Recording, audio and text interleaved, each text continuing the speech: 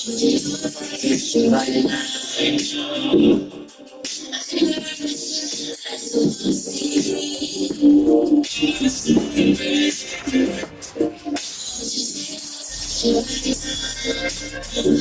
first round of the Eastern Conference playoffs. The Milwaukee Bucks are down 2-3 with the opportunity to prove themselves to the league, their fans, and most importantly, themselves. It's a pivotal must-win battle against the Celtics. Here in round one of the Eastern Conference, you take a look at the Celtics. They have a chance to pull off the upset here at home. And you know as well as anyone, they want to cash this series off in front of their fans. All the stops to finish this series. And the Milwaukee starting five. Holmgren sits here with Carmelo Anthony. Then there's Nikola Jokic. And it's Jordan at the shooting guard position. And knock down the triple from time to time. I like seeing that part of his game expand. To the inside. Pass to Hastings. The rebound by Garrett. Here's Iverson. Covered by Jordan. Pierce can't get to it. That's excellent defense right there on the perimeter.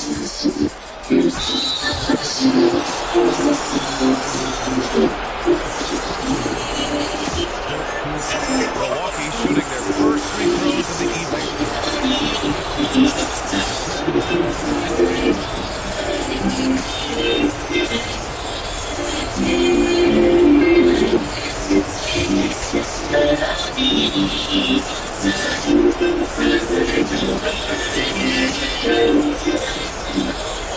Okay, friends, if your life is in shambles because your apartment is filled with raccoons and unrelated to your shoes don't fit, then you need to see the new. I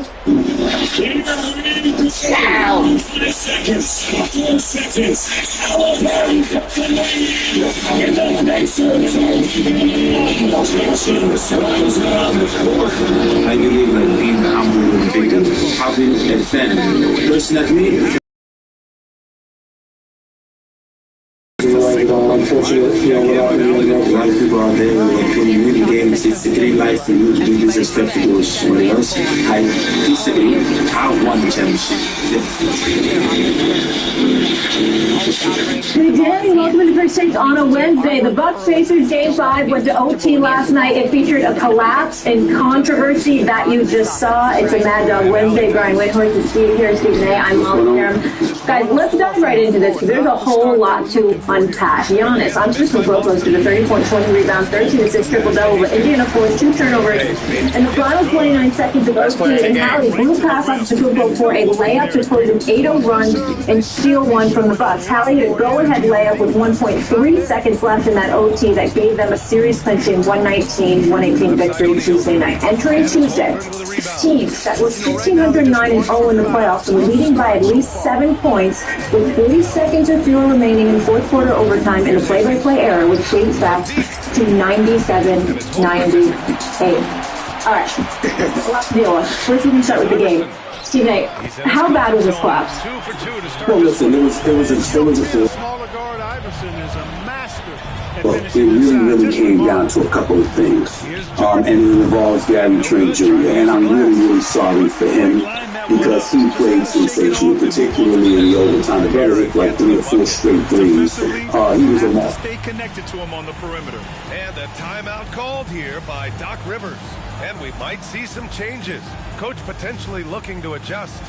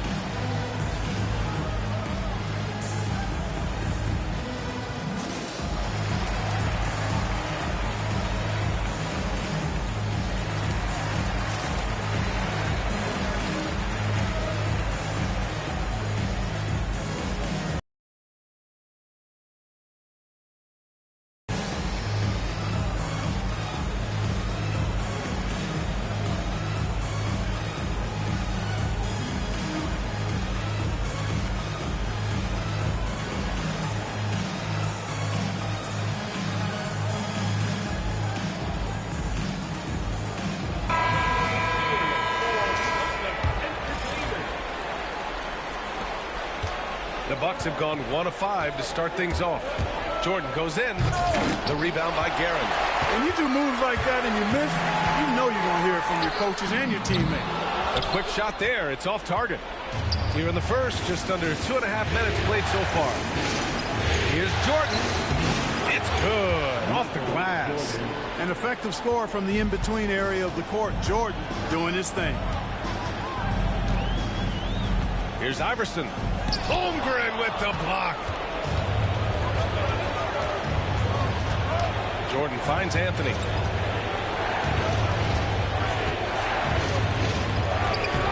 O'Neal pulls it in. Boston has gone 2 of 5 from deep. Here's Pierce. It's good. Only a few seconds into the shot clock. Clever off the dribble. Love whenever Pierce looks to shoot when he's in his rhythm and in his zone. Watch out. Hastings, the pass to Jordan. The rebound, Celtics. Fast break. Here come the Celtics. The basket drops, and he gets fouled on the shot. One free throw coming his way. Great teamwork on that drive. Punctuated by a strong finish. That is the perfect fast break, guys. Getting a hoop before the defense can get set. Milwaukee making a switch here, and this is his first trip to the line tonight. Here's Hastings. First quarter of action, just under 3.5 minutes played. Pass to Jokic. Launches it. Count it. 1 for 1 to start the game. What's really cool about Jokic is that he's just as effective working off the ball. He's ready to shoot when he catches it. Here's Iverson. And Arenas pulls it down. He's as surprised as we are. Most nights that bucket is automatic. Here's Hastings. And the Bucks making a change here.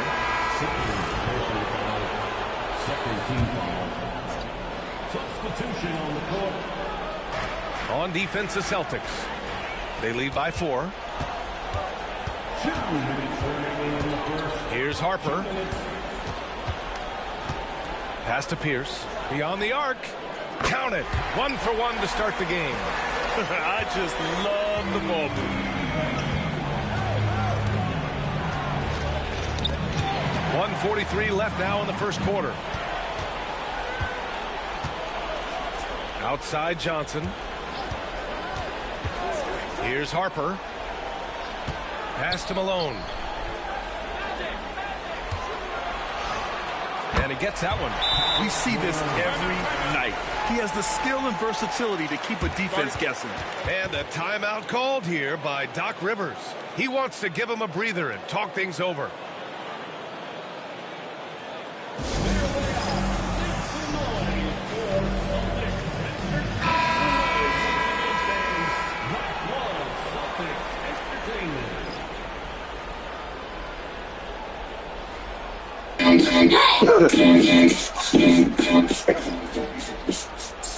Of course that affects you. So here he is in a closeout situation where he is awesome. We're not even showing the highlight of the dunk that he had the fourth overtime. He has an incredible driving dunk that closes overtime. Then his team is in big trouble down the stretch, and he makes 2 killer drives to the basket. And I just want to talk about the last play. The ball goes out of bounds, it goes in between Trent's legs, okay? That means that the Pacers get to call the play. And they call the play to have Pascal Siakam come up and set the screen for him. They know that Giannis is going to be on Siakam. So that means on the sideline they said, we're going to isolate Tyrese Halliburton on Giannis Antetokounmpo because we believe he can win us the game. And he makes it happen. He gets the corner turns, beats the Bucks defense, and scores on the former Defensive Player of the Year. Amazing. He has it's a supreme moment in his career. I realize he will later want to win bigger playoff games and later in the playoffs. He's on top of the scorer's table, having his moment, and he tweets after the game, overrate that, which is an ode to Kobe Bryant, something that happened when he tweeted something years ago. Amazing moment. And then look at the other side of it, which is Giannis. This is a statistic I've been talking about this week. It just got worse. It's devastating for the Bucks fans, and I'm sorry for them to bring it up. In the last 10 playoff games Giannis has played in, and they're 1-9 in those games. It's devastating. And he's done not only this year, but focus on this season. There's been no whispers out there. There's been no organization who's been like, well, he may not want to be here. If you call his agent and say you want to talk about it, he will shut you down. Okay? He has been focused on this season. And how can you ignore that? How can you ignore 3 straight first-round exits and knowing that Damian Lillard is potentially going to be out for most of, if not all, of next season? It's not his fault, but that's just reality. 1-9 in the last 10 playoff games. What that says is that when you're averaging 13, 15, and 6, and you go 1-9, you don't have enough help. And there's no help on the horizon. So when you look at it from that standpoint, why would you want? And my only last thing that I want to say to you, Doggy, because I know we got another subject that I want to get to real quick. Yeah. I want to get to that. This is the last point that I'll make to you, Doggy. When you win a championship, you're not there. If you don't deliver the goods, I get that part. But when you've been... Milwaukee with the ball. They trail by 7. They've got Johnson. And it's Pierce in at the power forward position. That's who's in the game for the Celtics. And you delivered the chip. You finished the job. You can leave. You've afforded yourself that much. I totally agree with you if you ain't bringing the championship. You deliver the championship. Then you don't owe it. You just have to make sure it's the right situation where the grass is greener. It doesn't always pan out that way. But again, you earned the right. Oh, yeah, because you delivered the goods. Well, that's what Kareem did. He won his time when he went to LA. Guys, obviously the story should be about the game, but this is really what caught my attention. So, according to Giannis, Tyrese Halliburton's father, John, walked through the Bucks waving towels, swearing at him, and what Giannis called a disrespectful exchange on the floor. Here's Giannis with how he believes victory to be handled. One thing I'll say is that I believe that being humble with people, that's how I am. Now, there can be a lot of people out there that are like, when you win the game, you it's a green light for you to be disrespectful towards somebody else. I disagree. I have won the championship. They haven't. Having somebody that which I'm happy for it. I'm happy for his son, and I'm happy for his son. That's how you're supposed to do. But coming to me and disrespecting me and cursing at me, I think it's totally unacceptable. Totally unacceptable. It's not respectful. I thought with him at the end. I think we're in a good place. I had no idea how until I got to the back and we showed the video. Me and my pops I talked about that. I don't agree with what transpired there from him. I think basketball is basketball and let's keep it on the court.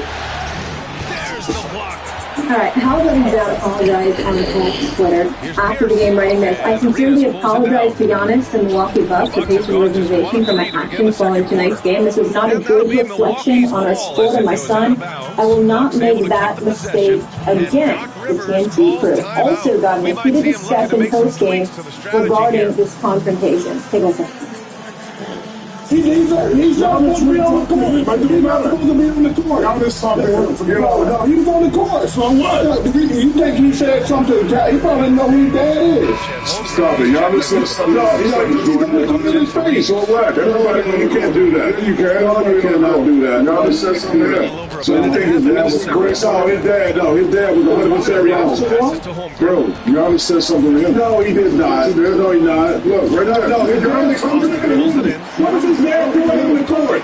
Y'all said his dad is not supposed to be on the court. You can be on the court. You want to. He's an idiot, and you think that's why you're an idiot too. Alright, I usually don't agree with Shaq, but he's completely wrong. That was embarrassing clown behavior by his father. Stephen A., do you think the NBA should punish Hallie's dad? Yes. I do. I think they should be punished. The Indiana Pacers can't do this. Tyrese Halliburton is not overrated. The brother can go. Okay?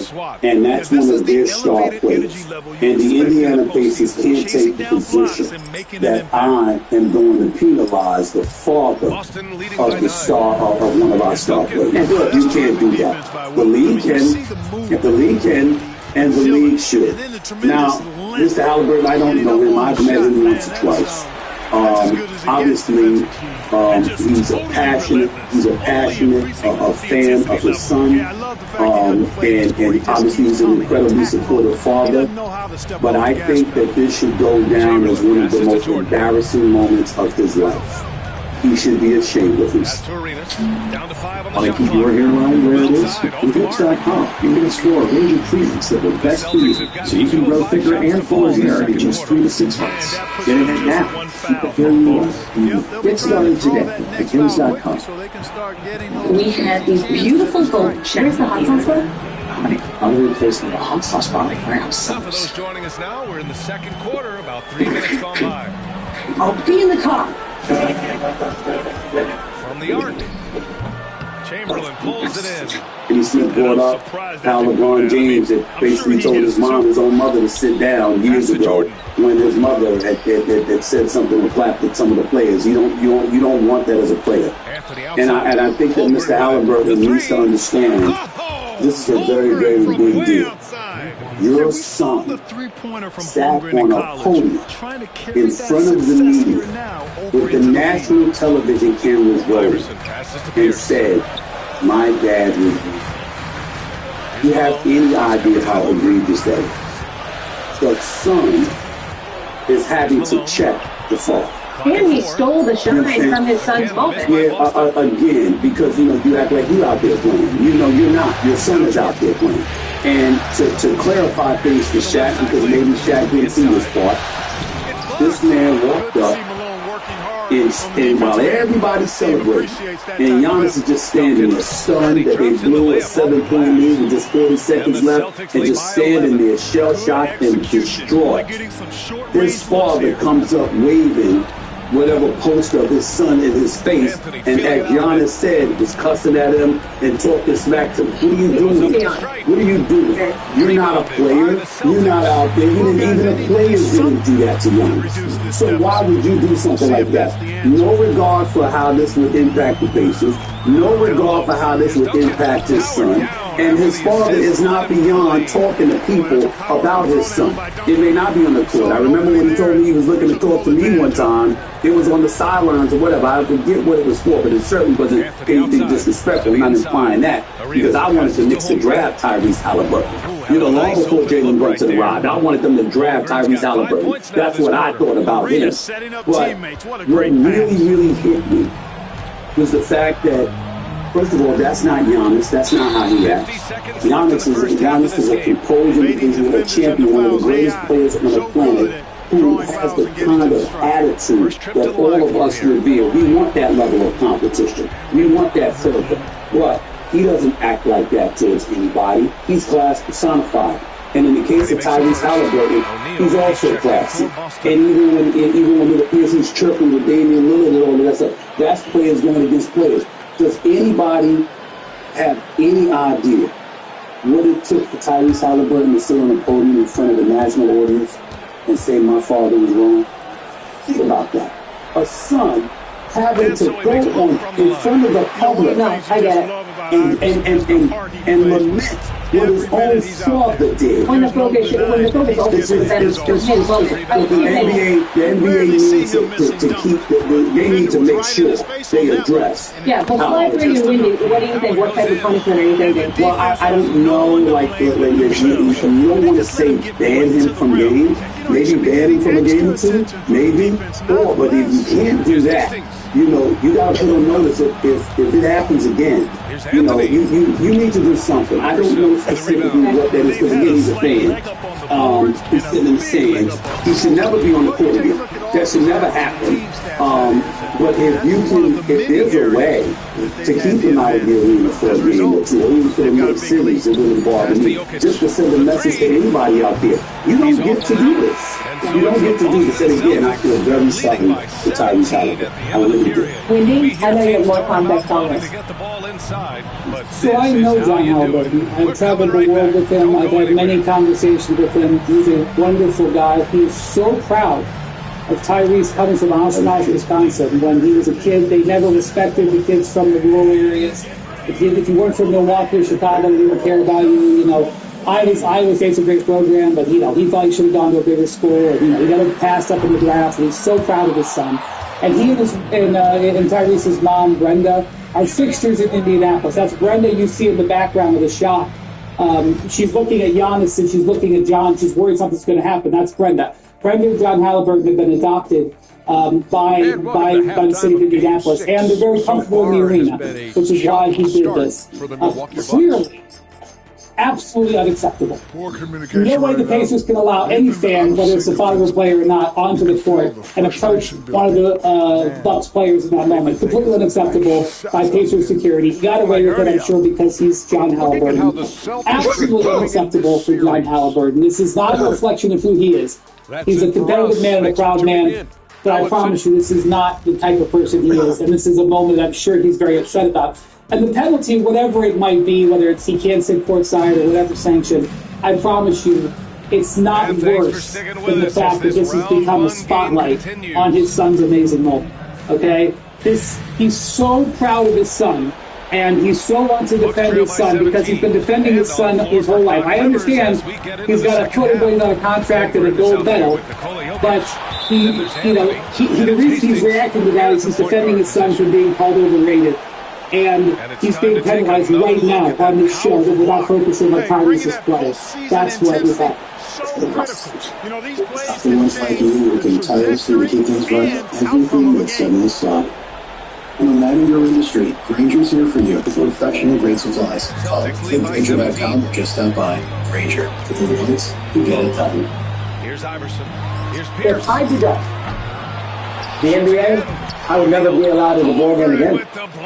If Christopher Rizzo ran on the court, and I had that seat, and I got on the court, got through security, and approached an opposing player, and went head-to-head with him after launch, I guarantee it. I would be banned. That's an interesting thing. I would never be allowed to be on the court again. Now you're going to give him a little break because it's his fault and everything else. I expect better behavior from a parent, not worse behavior. Better behavior. Now the NBA is to be very soft here. He should be punished. And to me, he should not be allowed. Now listen, you're going to put him in the backstage. I don't want to see him at an arena here the rest of his postseason. You know, go to the games, watch him in the freaking clubhouse in the family area.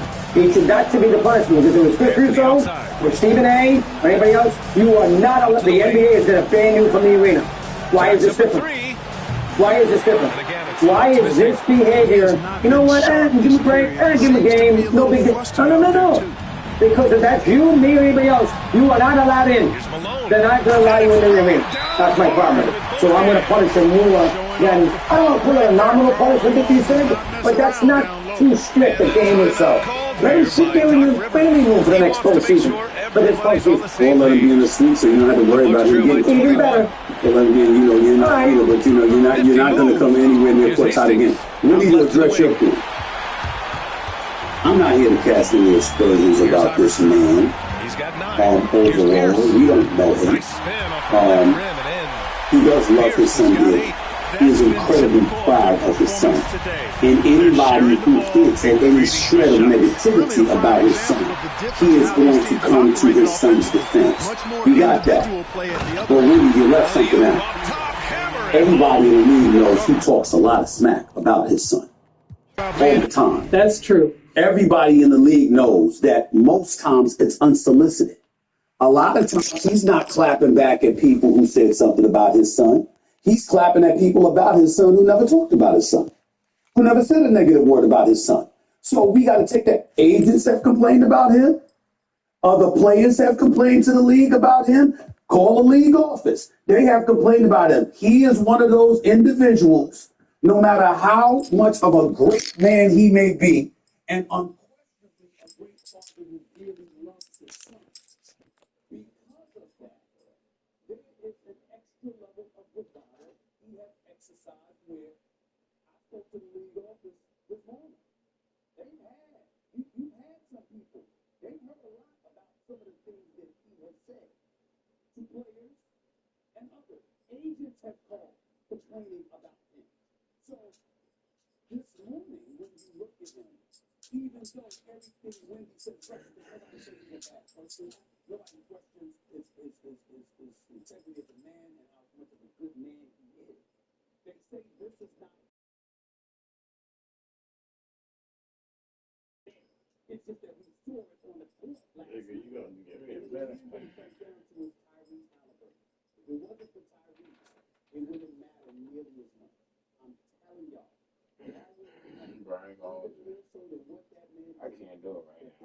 son. I can't recall a moment when I saw a son have to go in front of the national camera and literally say, my parent is wrong. They had no business doing this. And that is the position he put his son in. And that is the shame of it. I just think the last thing I'll say is I never judge somebody by their worst moment. But to Jay's point, your son hits a game-winning shot. He's moving on, and your instinct is to get in the face of the star of the other team. Like, was right a great game. It's just unfathomable. Who, by the way, is class personified. Yeah, you know what it is. Yeah, being classy even in defeat. The whole thing was embarrassing, and what it reminded me a bit of, as we were talking about the Oprah versus Frank, Deion Sanders' son, and how that son reflected so poorly on the father. This is that same situation. It's going to have people looking at Kyrie sideways as well, whether it's fair or not. It is, Stephen A. Whether it's fair or not, it does.